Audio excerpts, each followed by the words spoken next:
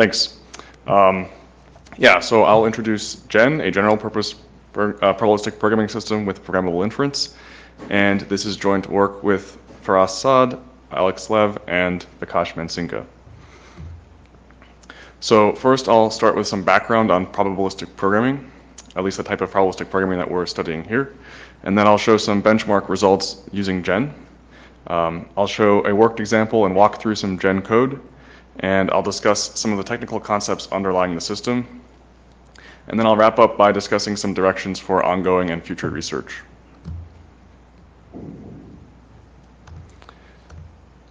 So, probabilistic modeling and inference is a principled methodology for automated reasoning that is widely used in a variety of fields, including the sciences, robotics, machine learning, and statistics.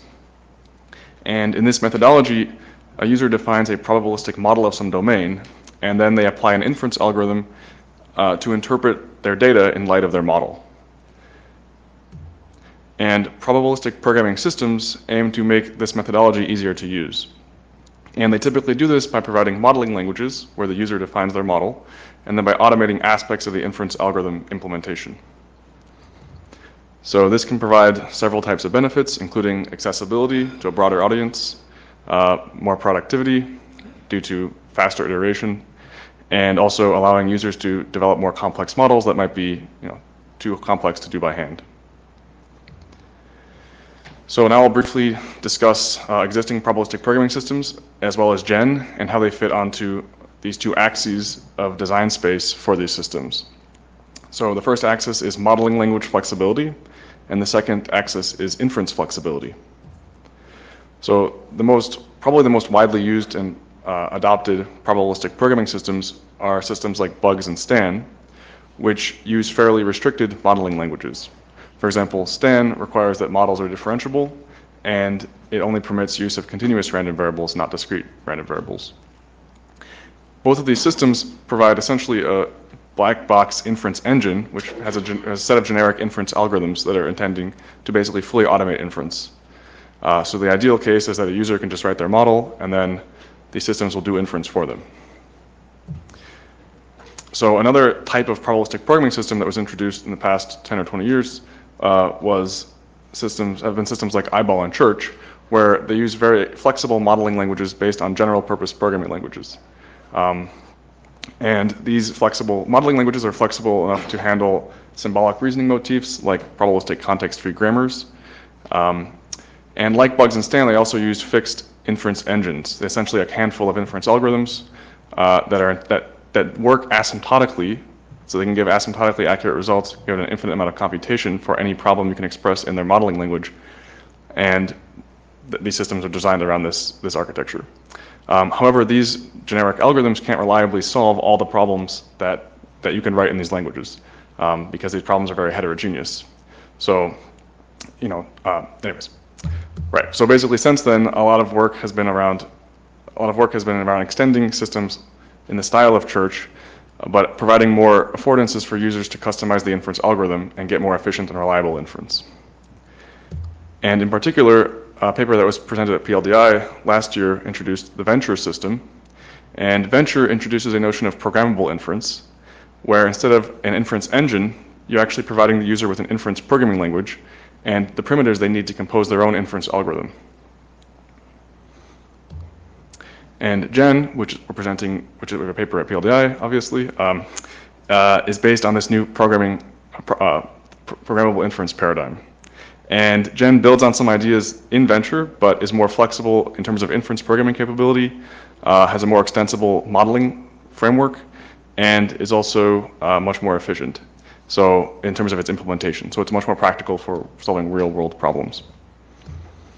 Okay, now I'll just briefly describe some of the benchmarks that we have shown in our PLDI paper to illustrate the types of problems that you can solve with a system like Gen. So first, we consider the task of inferring the 3D articulated body pose of a human from a depth image, a noisy depth image. And we're going to employ a modeling approach called inverse graphics, in which the user provides a parameterized 3D mesh model of an object, like a human, and models the generative process of image formation using a graphics engine. Then the inference algorithm, the inference task, is to go from the observed depth image back to the parameters of this 3D mesh representation. And in our Gen implementation of this benchmark, we use a combination of deep learning and model-based Monte Carlo for inference. So here's an observed image on the top, and in the middle row we have output from a Gen program, which uses a combination of deep learning and Monte Carlo. On the bottom, we have output of a program with output of a Turing, which is another probabilistic programming system. And this Turing system does not support using deep learning for inference in the way that Gen does. And therefore, with the same amount of computation, you get less accurate results. And note that this model is also not expressible in systems like Bugs or Stan, which have more restricted modeling languages. So in a second benchmark, we show that Gen can be used to infer the symbolic structure in a data set. So here on the left, we have a time series data set, and we apply our inference algorithm, and we construct a symbolic expression which contains the semantic structure in the data. So things like the periodicity in the data, as well as the general upward trend. And given the symbolic structure, we can make accurate forecasts forward. And for this problem, we use an MCMC inference algorithm, a custom MCMC inference algorithm. And the only other probabilistic programming system that has flexible enough inference capability to support this is Venture. And the Gen implementation is 100 times faster than the Venture implementation. Okay, now I'll just go through some Gen code and show you a particular worked example.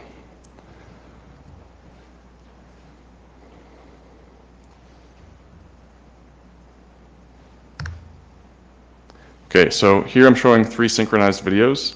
On the left, we see that we see a data stream from a RealSense depth camera, and here lighter pixels represent surfaces that are further away, and red pixels represent missing data. And the goal is to infer the distance from the camera to the floor, as well as the relative orientation of the camera relative to the floor.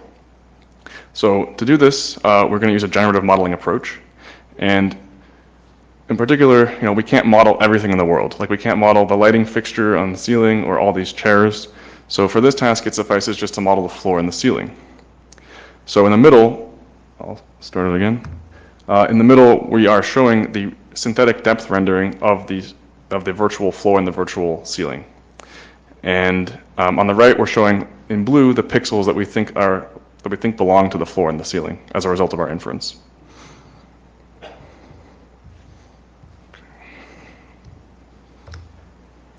All right, so here's the Gen code for this demo.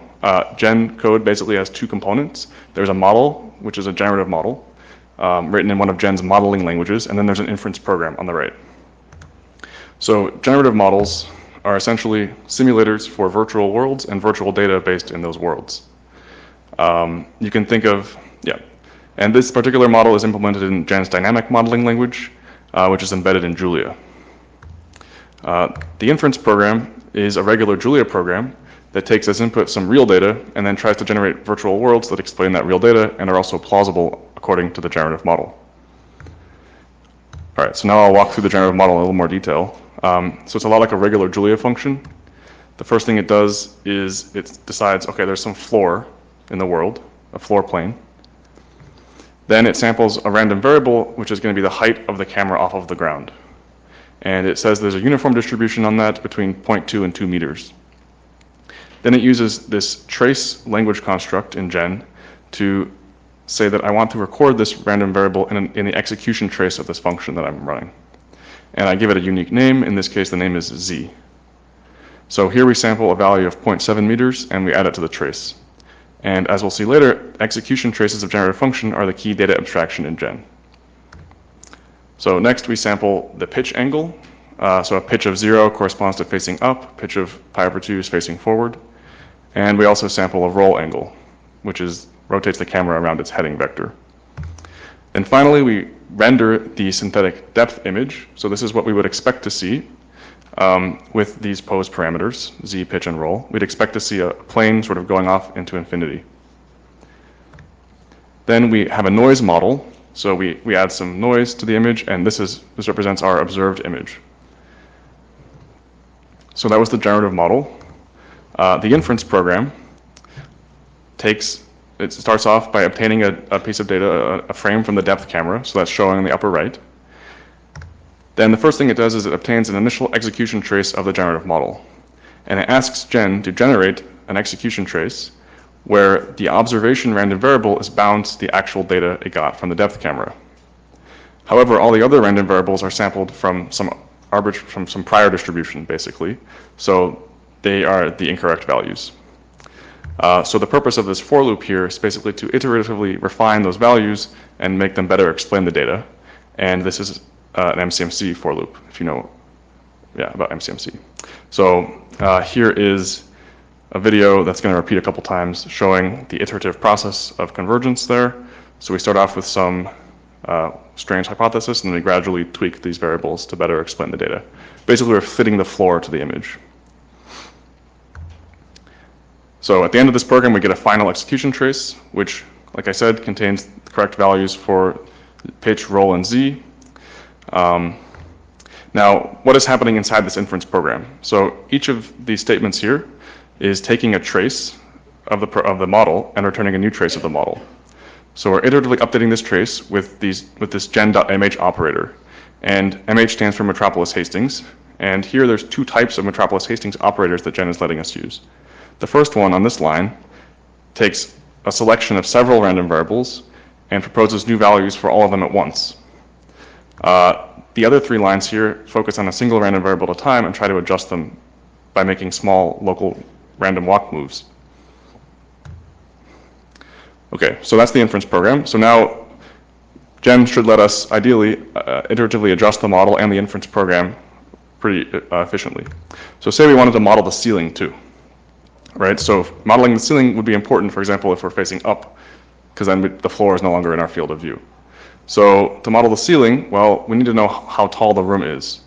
So unless we know that a priori, we have to make that a random variable too. So we just add that to our model. We say that there's a prior distribution between 2.5 and 3 meters on the room height.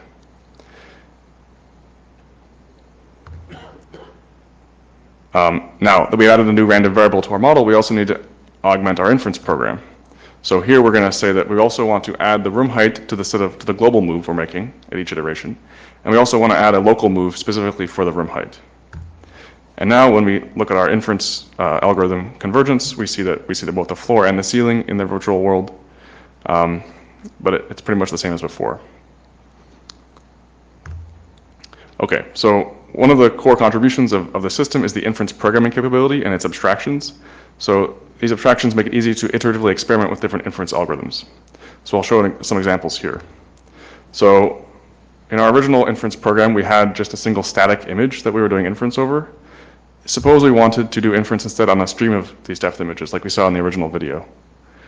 So to do this, we can just change our for loop into a while loop, and then we can obtain a new frame from the depth camera at each iteration, and then we can use Gen's update operator to replace the previous frame with a new frame in the execution trace. And when we do this, we now get a tracking algorithm, which is basically tracking the pose of the camera from a video stream. And if we plot out several runs of the inference program and its behavior over time, we see that most executions of this program will converge to the right answer in around 50 frames, and we see the expected oscillation for the roll angle. So one question is, how sensitive is this inference algorithm? Sorry, how sensitive are these results to the details of the inference algorithm? Like, why do we need inference programming languages? Why can't we just have inference engines, for example? And the idea is that while making the performance is sensitive to small changes. So say we comment out one of these lines, we no longer have these global moves. So the new results without the global moves are shown on the right, and here it takes about twice as long to converge typically, and some traces never really converge to the right answer. If we instead comment out these other types of moves, these local moves, now we get answers that are wrong but in a different way.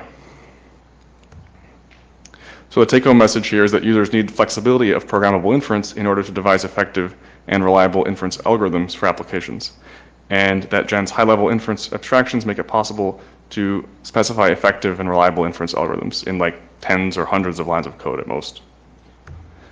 Okay, so I'll briefly go over some of the technical concepts now underlying the system. So, like I said, one of the key ideas is to separate the modeling language implementation from inference algorithm specification. So, because in Gen, inference algorithm specification is a user task, and we don't want users to have to think about modeling language implementations. And this is a key difference from many other probabilistic programming systems where if you want to add a new inference algorithm, you basically have to extend the compiler for the modeling language by introducing new behaviors for example, sample statements. And the way that Gen achieves this separation is by introducing a black box interface for modeling components called the generative function interface.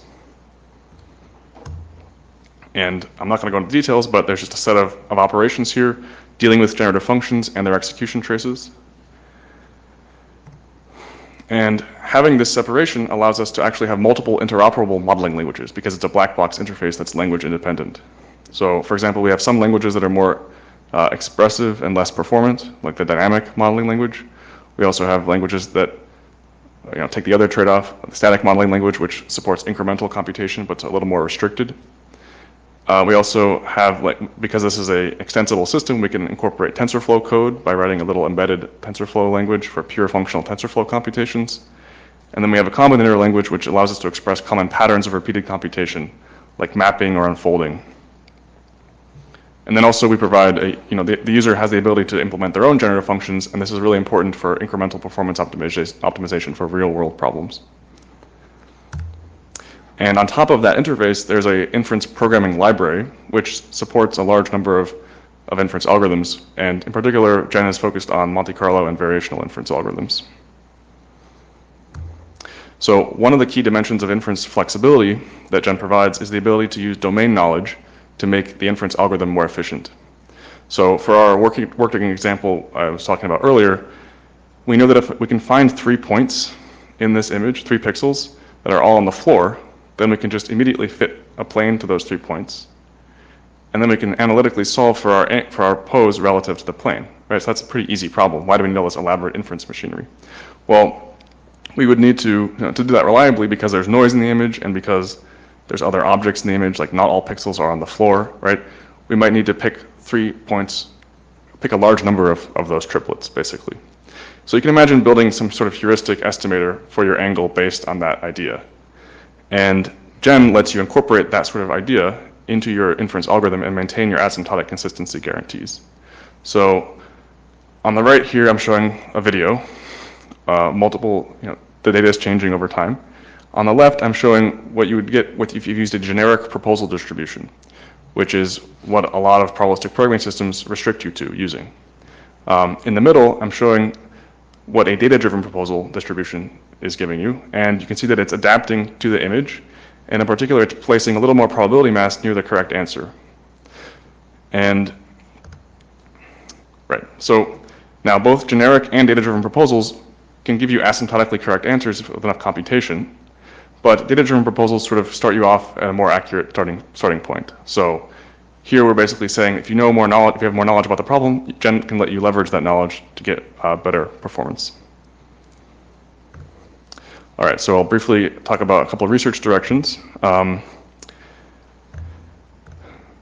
So first, because Gen has an extensible set of modeling languages, we can always add more, and these languages can exploit special structure in the modeling language. In particular, you can have specialized compilers, which use specialized algorithms. I think a very exciting area is around inference programming languages. So here, Gen's inference programming language is basically Julia, but you can imagine having specialized languages for inference programming that support operations like static compilation, verification of inference, as well as synthesis of inference programs. And finally, we're interested in building higher level domain-specific languages on top of Gen, and in particular, we're working on data table cleaning language, as well as languages for computer vision. And these systems can provide higher level functionality as opposed to Gen's relatively low level inference programming support. Okay, that's it.